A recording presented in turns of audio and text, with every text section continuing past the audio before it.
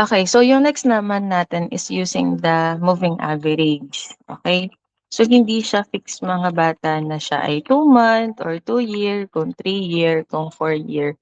So kung ano yung sinabi ni ma'am na, years or period, so yun yung inyo pong forecast or gagamitin po na forecasting technique kung siya ay 3 year period, kung 2 year period, or kung 4 year period, ano.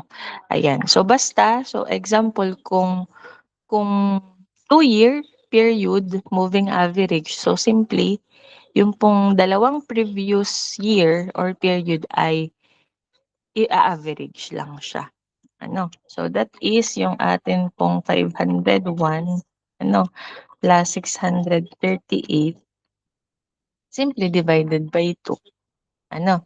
So kung mapapansin niyo, dito po tayo nag-proceeds, dito tayo unang naglagay ng forecast sa year 2020.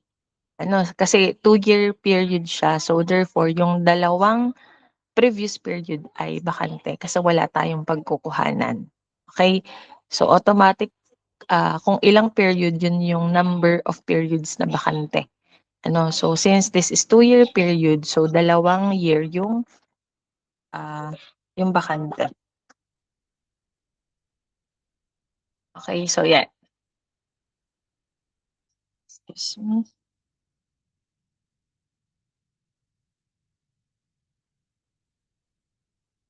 Okay. So next po natin, so we have for year 2021. Pero yun again, if ang hinahanap lang naman ay yung year 2027, eh di simply, yun lang ito, no, yung 479 plus yung 688 simply divided by 2. And that is the forecast and forecasted demand using the 2 year moving average. Ano? Ayun, but since yun nga gagamitin kasi natin ito para dun sa pagkuha ng MAD, so kuhanin na lang din natin siya. Okay, so that is, nasaan na tayo?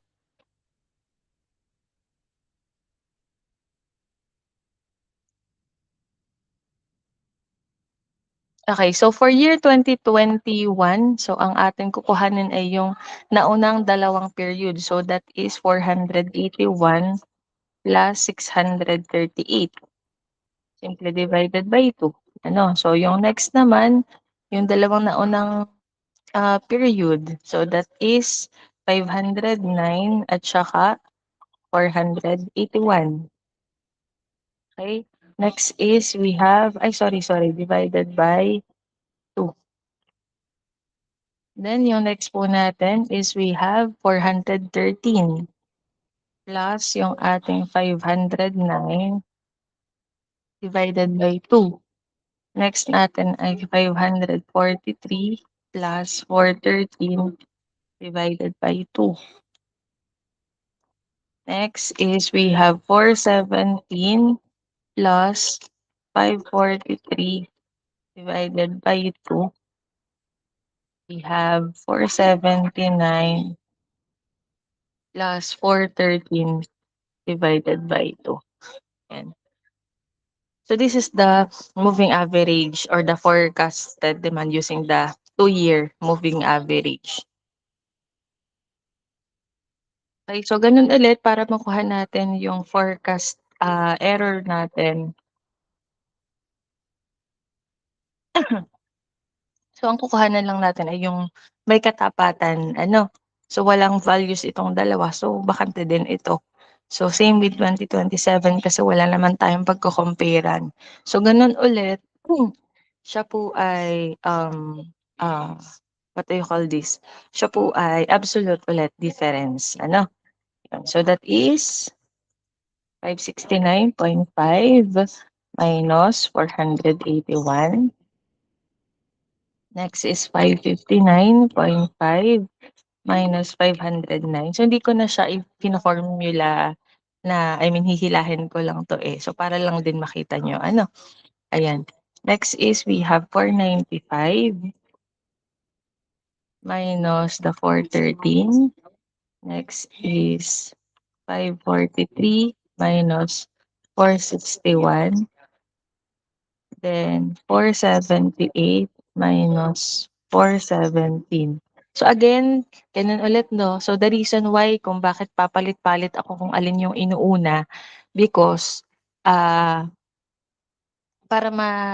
ah, maiwasan yung negative sign. Ano, kasi disregard naman din siya kaya nga siya absolute difference ang pagkuha, ano. So kung alin na lang yung mataas yung value, yun yung aking unahin para hindi siya mag-negative, ano. So yun. Next is 480, yan, minus 479. Next is 688 minus 446, yan. And then ganun lang ulit ano, so we're going to average. So by pagpa-plus-plusin lang po itong mga nakuha niyong value ano, so 88.5, we have 80.5, we have 82, we have 82 again. Talaga bang 82 siya or nagkamali ako? Excuse me, wait lang po, check ko lang.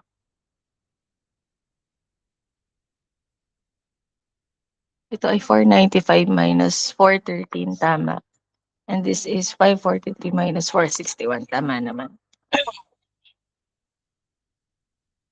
Plus 61 plus 1 plus 242. Ano? Then simply divided by kung ilan ulit yan. So 1, 2, 3, 4, 5, 6, 7. Ano? Yan. And our MAD is simply 91. So kung pinanood yung previous video about naive, so mas mababa yung mean absolute deviation nito, ano. And if we are going to compare just the two, so ang forecast na i-consider natin ay itong 584, ano.